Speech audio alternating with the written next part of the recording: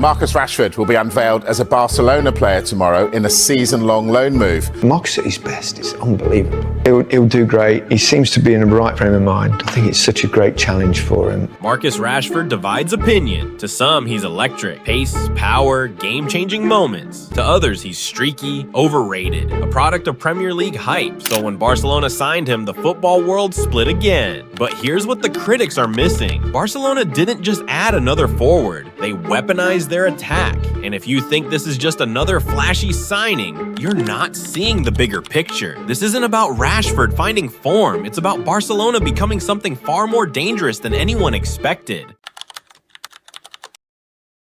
You've heard it all before. Rashford is finished. Rashford is lazy. Rashford's just another English hype job. But strip away the noise, and what you find isn't a washed-up winger clinging to old memories. It's a generational talent whose flame was nearly extinguished by the chaos around him. This is the same Marcus Rashford who made his senior debut by accident. A last-minute addition to a ravaged Manchester United squad with 13 injuries. No warm-up, no expectations. Just an 18-year-old kid thrown into the spotlight against Midtjylland. By full time, he had scored twice. 3 days later, Arsenal came to Old Trafford, and Rashford did it again. 2 goals and an assist in one of United's most iconic wins of that season. This wasn't a hot streak, this was a statement. He became the youngest ever European goalscorer for Manchester United, breaking George Best's record, then the youngest to score in a Manchester derby, dancing past defenders like the game didn't realize he was a teenager. Before most players had finished their academy contracts, Rashford had already buried goals against City, Arsenal, and Chelsea, and had a trophy at Wembley. That's the level of raw, unfiltered brilliance Barcelona is actually getting. What most people forget is just how consistently Rashford broke barriers in his early years.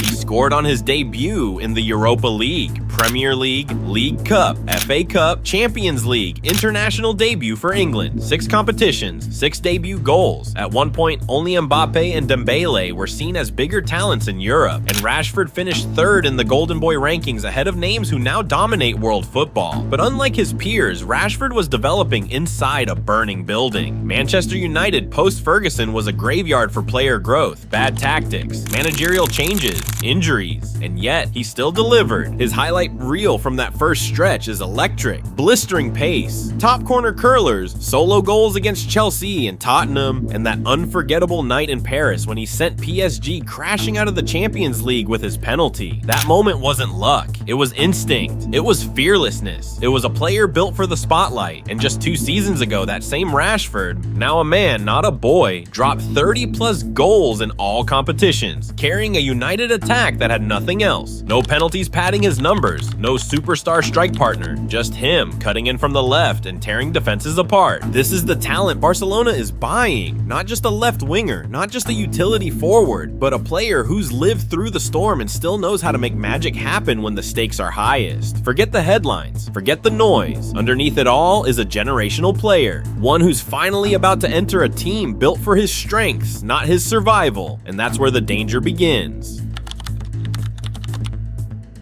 For years, Rashford has been a weapon. Misused, misplaced, misunderstood. But now, for the first time, he's walking into a team where the system is ready for him. Because Hansi Flick didn't just bring calm to Barcelona, he brought clarity. In just 1 season, he reshaped a fractured squad into a unit with rhythm, purpose, and attacking identity. It wasn't loud or flashy, it was precise. The triangles returned, the pressing had structure, the build-up became intentional, and above all, every player knew their role. That's where Rashford fits in, not as a savior, but as a scalpel. Flick's Barcelona played with width, but not for the sake of stretching the pitch, for the sake of punishing defenders. He introduced dynamic left-sided overloads that gave Alejandro Balde room to bomb forward, while the left winger, often forced to stay wide under Xavi, was now free to cut inside, combine, and create. That's Rashford's natural zone. Under Flick, players like Ferran Torres and Fermin Lopez, both inconsistent in previous seasons, looked revitalized, not because they were better players, players, but because the system around them finally made sense. It gave them triggers, rotations, and the freedom to attack space instead of waiting for the ball to come to them. Now imagine that same structure, but with Rashford's pace, power, and finishing. Flick doesn't ask his wide players to recycle possession, he asks them to break games open. At his peak, Rashford thrives when the game is stretched, when he can isolate fullbacks, shift the ball to his right, and bend it top corner. Under Flick's system, those moments won't be rare. They'll be engineered, and it's not just the attacking patterns, it's the psychological shift. Players under Flick look like they enjoy football again. There's less hesitation, less rigidity. You can see it in how Rafinha found freedom to drift centrally, how Yamal was allowed to express himself, and how even Balde was used in advanced zones without being shackled by defensive instructions. Rashford doesn't need miracles. He needs a manager who gives him structure, purpose, and permission to take risks. Flick offers all of that and more. This isn't about building Rashford back up, it's about plugging him into a machine that already knows how to move. If Flick can elevate players who were previously written off, then unlocking Rashford, a player with far more firepower, isn't just likely, it's inevitable. Adding Rashford isn't just about depth, it's about changing the entire geometry of how Barcelona attacks. Under Flick's first season, Barcelona's front line was fluid but often predictable. Much of their play relied on Yamal's 1v1 brilliance on the right, or Rafinha drifting inside to create chaos between the lines. When that didn't work, the attack stalled. There was no consistent vertical runner from the left, no one stretching the pitch, no one dragging fullbacks wide to create space for midfielders. That's where Marcus Rashford changes everything. Let's break it down. At his best, Rashford starts wide on the left, hugging the touchline just enough to isolate the opposing right back. As soon as the pass comes, he explodes. A quick touch, a shift inside, and he's driving at the defense or bending a shot toward the far post. But that's only half of it. What makes Rashford truly dangerous is his off-ball movement. He times his blindside runs better than most people realize, slipping behind fullbacks and attacking the back post just as the ball is recycled through midfield. He doesn't wait for chances. He creates gravity, pulling defenders with him, creating pockets for Pedri, Olmo, or Fairman to operate in. Under Flick, those inside pockets are gold. That's why this move changes the entire dynamic. With Rashford attacking the left channel and Yamal holding width on the right, Barcelona can now stretch the pitch horizontally and vertically at the same time. Opposing backlines can't compress the field anymore, not when they're worried about Rashford sprinting in behind and Yamal dancing down the opposite flank. And it gets deeper. Rashford's arrival gives Rafinha positional freedom. With the left flank secured, Flick can now use Rafinha more centrally, either in a second striker role behind Lewandowski or even tucked in as a narrow 10.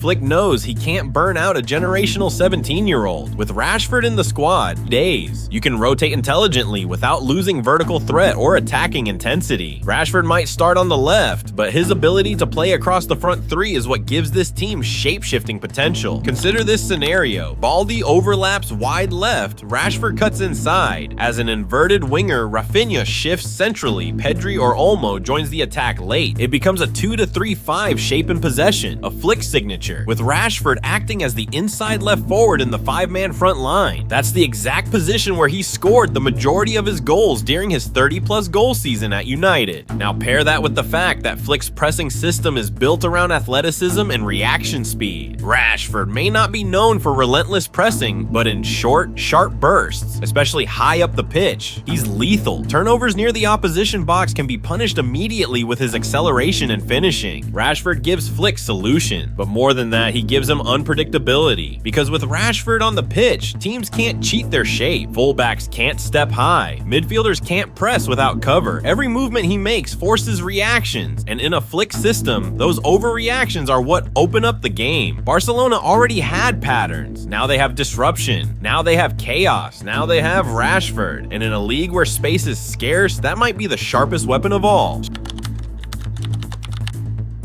This is not just about Marcus Rashford, it's about what happens to everyone else when he steps on the pitch. Under Hansi Flick, Barcelona are built on fluid verticality, not just controlling the game, but accelerating it. The moment Rashford is in the lineup, the team doesn't just change formation, it changes purpose. Let's break it down tactically. Rashford's presence doesn't just widen the field, it pulls entire defensive units apart. La Liga defenses accustomed to slow technical buildups now have to deal with a direct runner constantly threatening the channel, channel, a midfield that suddenly has space to operate centrally, an attacking line that pins defenders deeper than usual. When Rashford accelerates down the left, three things happen simultaneously. The opposition right back is dragged wide, the opposition right center back starts to shift over, the holding midfielder glances behind and hesitates. That moment of hesitation is all Rafinha or Olmo need to exploit the vacated zone 14, the golden area just outside the box. Suddenly, Barca's possession isn't sterile, it's slicing. With Rashford stretching wide, the interiors, Pedri, De Jong, aren't trapped in traffic. They're dictating the final ball. And let's not ignore the striker. When Lewandowski plays, Rashford becomes the second wave, the one who finishes moves. When Rafinha or Olmo drops into a false 9 role, they draw defenders vertically, giving Rashford the blind side to run into. This dynamic gives Flick two options: slow possession through midfield to collapse deep blocks, or instant vertical play. Olmo, false 9 drop, Pedri release, Rashford in behind. Either way, he becomes the cutting edge of a team that now plays with knives, not paintbrushes. Flick's biggest evolution has been creating vertical traps, forcing teams to play down one side only to compress space and spring the counter. And here's the killer: Rashford doesn't just start counters, he ends them.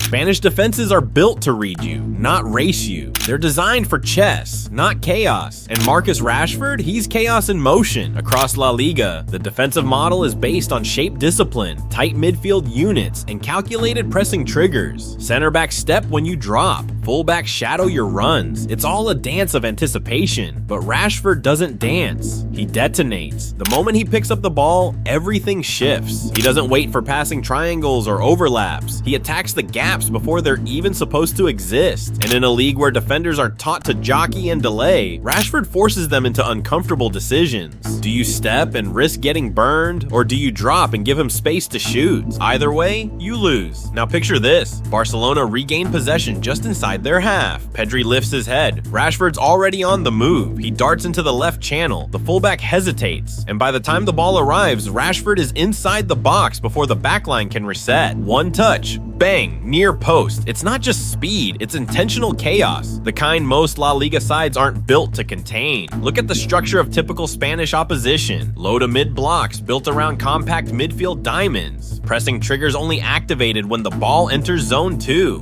Fullbacks often narrow to protect against central overloads, but that's the trap. Rashford doesn't play by zones, he skips them. He thrives in the gray areas between the fullback and center back, just outside the holding midfielder's shadow. He doesn't wait for the system to settle, he stabs into it before it can breathe. Even elite defenders like Inigo Martinez, Lenormand, or Nahuel Molina have struggled when hit by raw pace with the ball under control. That's why Rashford is so dangerous in this league. He turns defenders' strengths into liabilities. Aggressive markers become overcommitted, deep blocks become too deep, and once a line breaks, Flick's system floods the zone with support. And here's the killer twist: in La Liga, most teams commit just 1 or 2 players to defend wide transitions. The rest collapse centrally, but Rashford's presence changes your priorities. Now fullbacks can't tuck in, now defensive mids have to sprint wide to double, and when they do, it rips a hole in the middle of the pitch, right where Pedri and De Jong operate like surgeons. It's a trap. Rashford is the bait, and La Liga's positional rigidity is what gets exploited. You saw it with Vinicius Jr. over the last few years, how one experience league's defensive habits, but Rashford brings a different type of threat. And if you're a mid-table team like Getafe or Alaves, with a back 4 that barely recovers when stretched, and a keeper not used to facing low XG bullets from impossible angles, you're not stopping Rashford, you're praying he misses. This isn't about just one player, it's about how his mere presence changes what every other team has to do, defensively, tactically, emotionally, because when Marcus Rashford is charging at you with nothing but grass and panic ahead of him, your only real strategy is hope.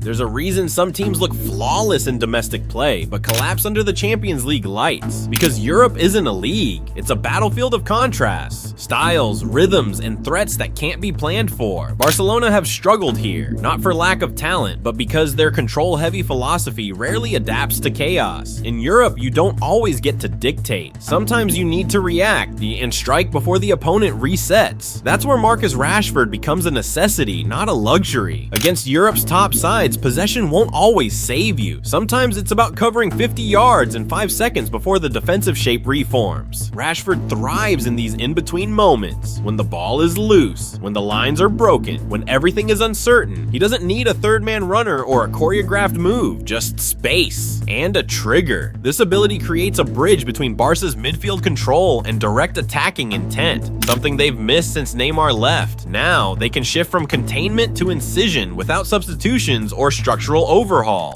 Most elite European sides defend in narrow blocks, daring you to play through the middle. Barcelona traditionally responds with intricate patterns, but that often leads to congestion. Let's rewind to one night that said everything about Marcus Rashford, without him even scoring. Champions League quarterfinal, Aston Villa versus PSG, a team not expected to be there, and a player most didn't expect to shine. But Rashford didn't just shine, he tilted the pitch. Every time he took up a position, it demanded a reaction. The fullback couldn't tuck in, the center back had to second guess. The keeper adjusted his line. The entire PSG shape bent to account for one man. That night, Rashford led the game in dribbles, created many chances, and delivered a killer assist after nutmegging one defender and dragging two more out of position before cutting it back for Konsa. It wasn't just a highlight, it was a masterclass in disrupting rhythm, because Champions League football isn't just about who has the ball, it's about who controls the tempo. And Rashford, he doesn't just run fast, he breaks rhythm. His movement forces hesitation. One run can delay a midfielder's press, widen a back three, open the vertical lane between fullback and center back, prime ground for Lewandowski or Rafinha to punish. This is what most people don't understand when they reduce him to just pace. This is not about pace for pace's sake. It's about what that pace forces other players to do: abandon shape, break rhythm, lose coordination. Barcelona didn't just sign a sprinter, they signed a system disruptor. And if he could do that to PSG, imagine what Flick can weaponize in a side built to dominate territory. That wasn't just a good performance, it was a warning shot. He came as a misfit, misunderstood, and written off. But in Barcelona, he won't just be reborn, he's repurposed. Tactically, emotionally, and symbolically, he fills the gaps Barcelona couldn't patch for years. And if this project works, if Flick's bold gamble pays off, Marcus Rashford won't just revive his own story, he might just help Barcelona reclaim theirs.